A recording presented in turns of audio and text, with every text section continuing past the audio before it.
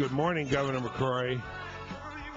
You know, you play Carolina Girl right when I come in. I don't know what that sign is or what. It was a quick adjustment because he had loaded James Taylor, and I just saw too much of James. No, you can't do that. I mean, not at the inaugural. Yeah. You know, I'm sorry, but now Carolina Girl is what we call beach music down here, as you well know. I sure do. The word beach music's not known across the rest of the nation, but you come down here, it's been around for generations, and you do a little shagging, and I don't mean the London kind of shag, but the southern South Carolina kind of shag. You're talking to the whole country now anyway. They're going to be there. We got 3.5 million listening to you right now.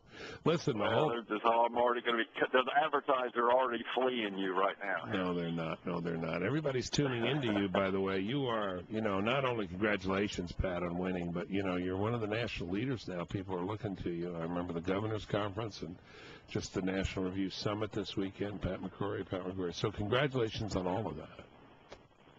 Well, thanks a lot. We've got a great coalition of governors. I know everyone's talking about the demise of the Republican Party, but if you look at the leadership at the state level, I was on the phone with Scott Walker and Bobby Jindal and several other Bob McDonald yesterday. And, the leadership's really at the state level right now because, frankly, a lot of the federal legislation that was passed in the past 2-3 years, which was never read, is now having to be implemented by the governors. That's right. And it's the governors are having to implement some terrible, terrible national policies, and we're trying to do it in the most effective way possible. But it's a mess.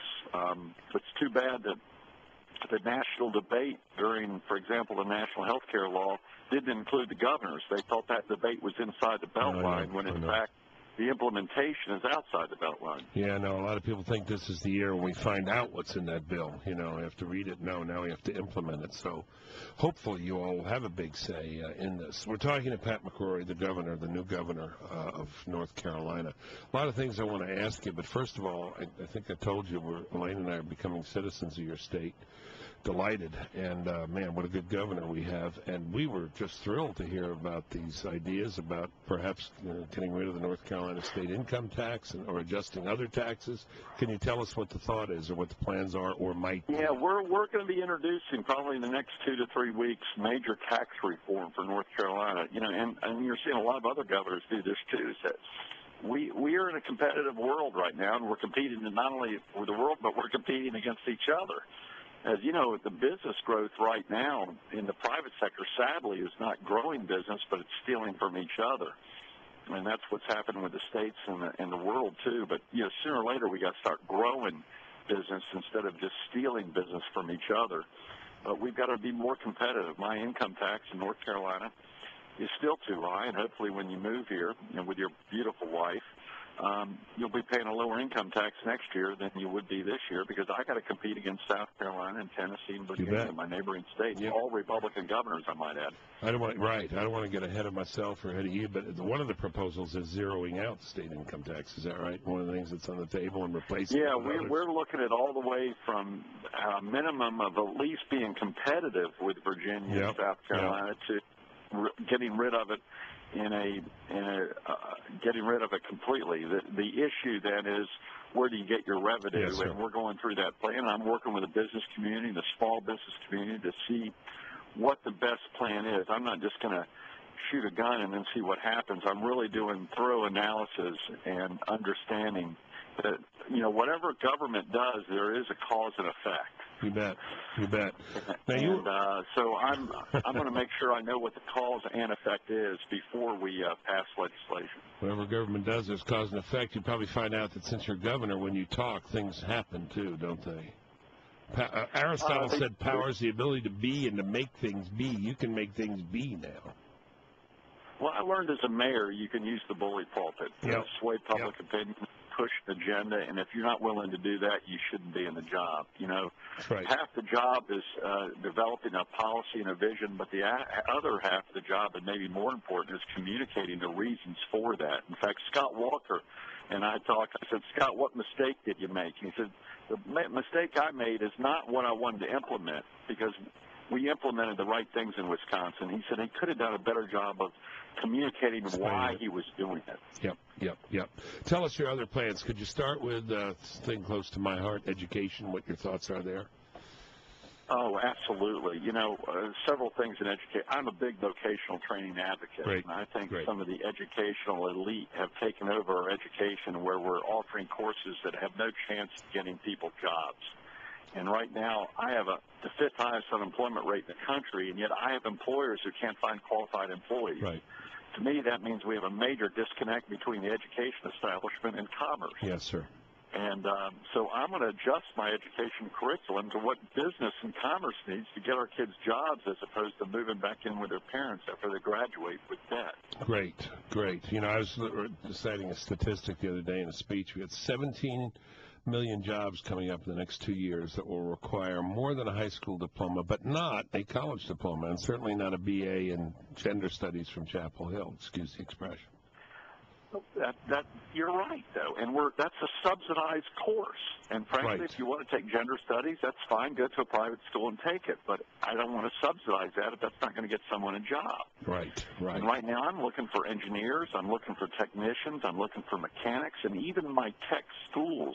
What used to be called tech schools, and they changed their names to community colleges, which was another thing the educational establishment did was they didn't like to be called tech schools. I mean, it's just amazing. I know. So, I know. Excuse me. Go ahead. No, it's okay. It's the tech jobs that we need right now. Even in my tech schools, my community colleges, which are fantastic in North Carolina, most people don't realize 2/3 of my students are women. Yeah, that's right. And most of them are going to either healthcare or taking junior college programs, when, in fact, I've got a lot of unemployed men who typically go into technology or mechanics. And if they do, or welding or something, if they do, they can get six-figure pay right now. I know. It's extraordinary. But instead, they're on unemployment. I know. No, we've really created this elitist cult of hierarchy where people who know how to do things, with their hands, are looked down on by people who don't know how to do anything. And it's even hit our athletic department. Sad to say, at Carolina, our great basketball program, where they took Swahili on a night study course where they didn't have to do any work and they got B pluses. That's what are we teaching these courses for? They're not going to help get a job. Now, I do believe in liberal arts education. I got one. I think there are two reasons for education. One is, as my dad used to say, is to exercise the brain. You bet. But the second is to get a skill. Sure. No, that's right. And I think every responsible governor who's looking at taxpayer dollars has to say, how many PhDs in philosophy do I have to subsidize in this state? That's my field, by the way. That's why I bring it up.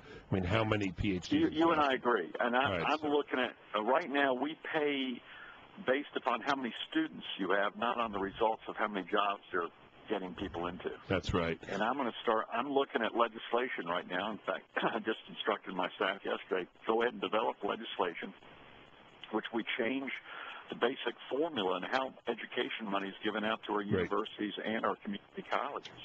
Great. It's not based upon how many butts in seats, but how many of those butts could get jobs. Excellent. How many employable butts? Okay. We are counseled to let you go here in a minute and a half. I got to ask you a retail politics question because the Republican Party is soul-searching.